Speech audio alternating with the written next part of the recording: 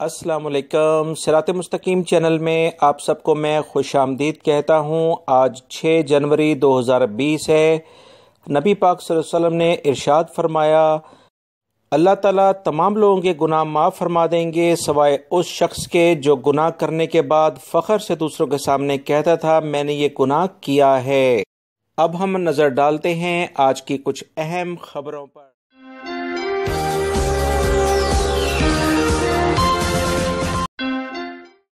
سعودی عرب میں رشوت ستانی کے خلاف کافی زیادہ کارروائی کی جا رہی ہیں۔ اس سلسلے میں سعودی حکومت کے اہم محکمے نے اعلان کیا ہے کہ مملکت میں رہنے والا کوئی بھی غیر ملکی یا سعودی شہری اگر اپنے کسی رشتہ دار، جاننے والے یا دوست یار کی رقم لے کر اس کو ٹرانسفر کرتا ہے اپنے ذاتی بینک اکاؤنٹ کے ذریعے اور تحقیقاتی اداروں کو اپنی ٹرانزیکشن سے مکمل مطمئن نہیں کر پاتا یا بینک کے علاوہ کسی اور ذریعے سے پیسے منتقل کرتا ہے یعنی ٹرانسفر کرتا ہے اور اس قسم کی مکمل تفصیلات اور ذرائع اس کے پاس موجود نہیں ہیں کہ اس نے یہ پیسے کہاں سے حاصل کیے تھے، تو ایسے افراد پر اب سیکیورٹی ادارے گھیرا تنگ کرنے جا رہے ہیں۔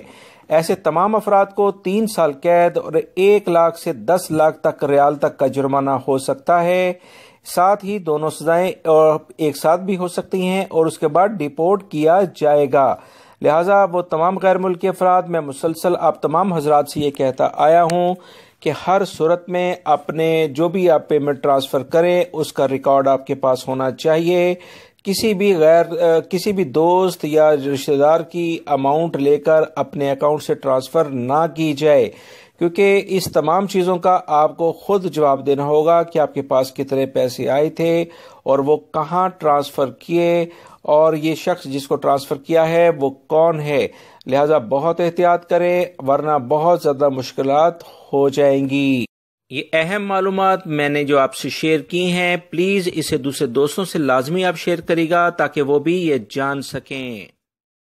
ریاض پولیس اور محکمہ امن و امان نے اعلامیہ جاری کیا ہے کہ ریاض سیزن میں چھیڑ چھاڑ اور غیر مہذب لباس پہننے پر مزید 31 افراد کو گرفتار کر لیا گیا ہے۔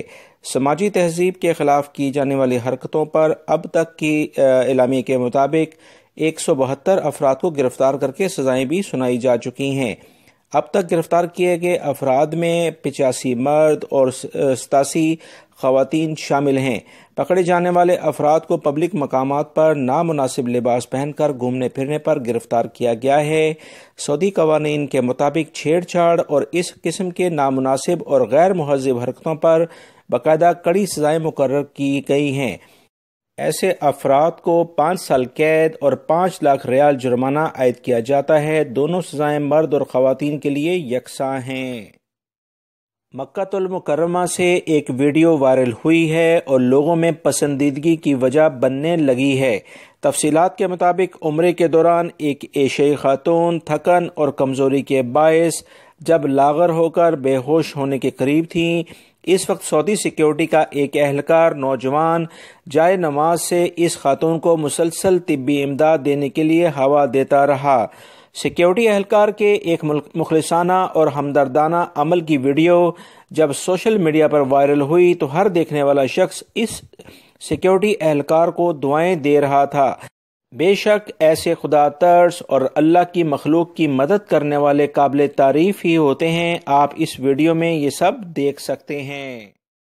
ولی عہد شہزادہ محمد بن سلمان کی ہدایت پر مملکت کے 10 مختلف علاقوں میں 130 سے زائد قدیم مساجد کی مرمت اور آرائش کا کام شروع کر دیا گیا ہے۔ پہلے مرحلے میں 60 سال سے لے کر 132 سال تک کی پرانی مساجد کی مرمت کی جائے گی۔ اس طرح مختلف مراحل سے ہوتے ہوئے 130 مساجد کی مرمت اگلے 423 دنوں میں مکمل کر لی جائے گی۔ مساجد کی مرمت محکمہ سیاحت، محکمہ اسلامی امور، وزارت ثقافت اور وزارت آثار قدیمہ کا مشترکہ پلان ہے۔